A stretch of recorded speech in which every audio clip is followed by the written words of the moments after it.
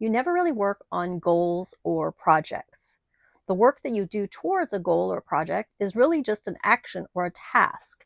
And when those tasks are going to be repeated over an extended period of time, that's what we would call a habit.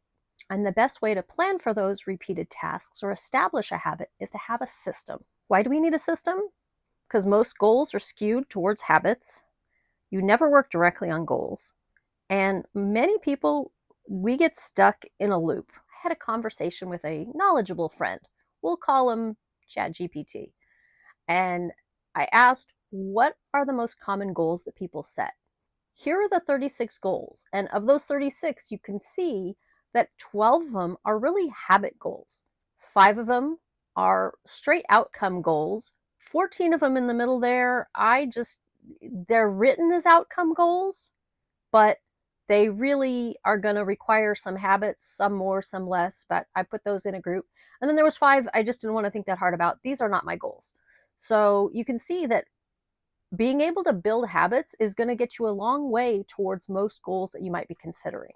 You never really work on a goal directly. You accomplish a goal by performing tasks, many of them being repeated tasks, even on an outcome goal. This is why you should get really good at habits and have a system to take care of these repeated tasks. And also you should have a system for taking care of recurring tasks and one-off tasks as well. Here's some sample goals that are written as outcome goals, but when you really think about it, in order to accomplish the goal, it's going to be mostly habits. The goal to lose weight, it's written as an outcome goal, but it's really going to require eating healthy, exercise, and chances are you don't want to stop those habits once you reach your goal weight. You want a way to maintain that weight. If you want to learn to play the guitar, there really is no finishing point. You can't say, I'm done, I know how to play the guitar. Yes, you're going to need to get a guitar, research how you're going to learn by video or get an instructor or ask a friend, but you're going to be needing to practice. That's the main thing when you're learning to play an instrument. So that's a habit that you're going to have to develop.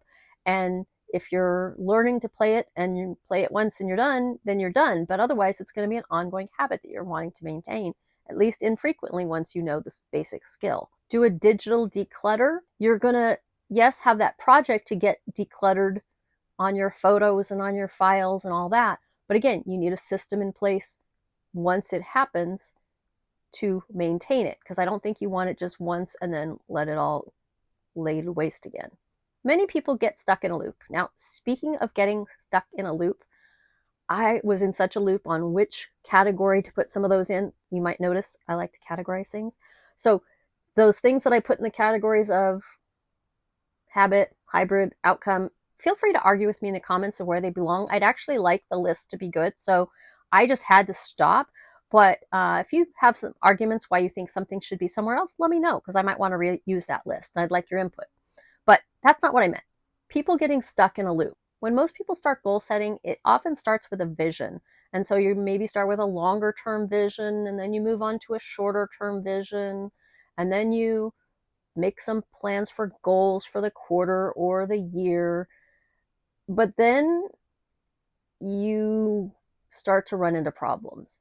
And so rather than trying to fix those problems, if you're like me, oftentimes because you enjoy that process of the figuring out of the goals thing, you just pop right back up to the top and you start with the vision again, or at the very least, you pop back up and you start with the let's make goals again. People often say they have issues with consistency or motivation, and sometimes that one slip is enough for us recovering perfectionists to just throw up our hands and go back and set new goals again. That's what we need to stop doing. We need to stop just starting over, and we need to power through and try to fix the mistakes. They're not mistakes. Fix the plan so that it's a viable working plan.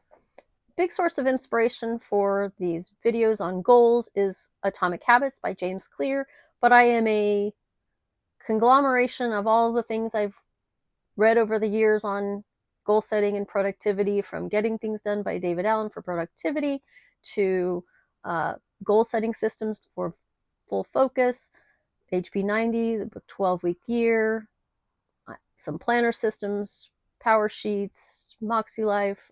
I'm sure I'm leaving some out, but I just want you to know I acknowledge This is not my new stuff. This is me putting together all these things that many of you have probably read some of. So yes, vision is important, and big goals, setting big goals is important.